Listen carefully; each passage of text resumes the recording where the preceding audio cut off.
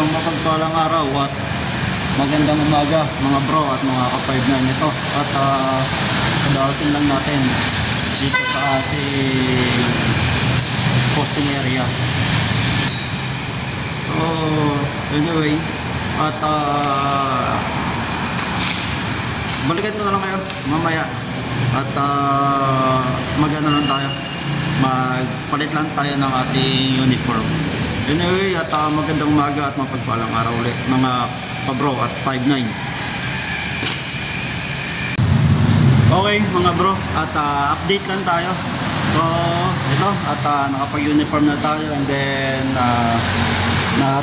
nireceive na natin yung sa logbook natin. Nabulol pa ako yun sa logbook natin. And then what we gonna do now is going for checking the temperature of our cold storage. Let's go.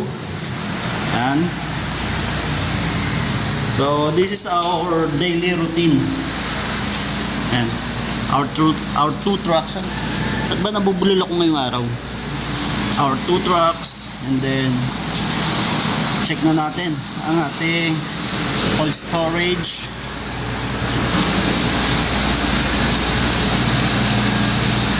Daily routine natin dito yan guys sa ating posting area every morning.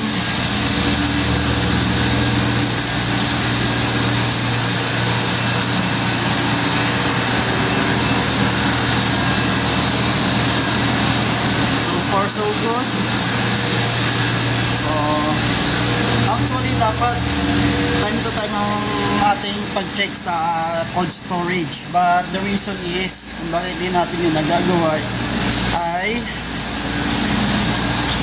minsan nabibisi tayo kasi sa umaga is operation tayo, so that sometimes busy tayo sa ating oras. So we forget to check the temperature, but it's okay kasi andyan naman ang bantay ng cold storage. Ang mahalaga is yung gabi. So sa gabi is ma-check natin yon, kahit hindi siya time to time, at least we check it 3 times, 2 times, ganon. So this is our service. Our workplace. Sorry at medyo nabubulol tayo ngayong araw. So dahil medyo ano pa tayo. Anyway, so this is for now. So update ko na lang ulit kayo. And have a good day. And yun lang muna ang ating content for the day mga bro, mga ka-5-9.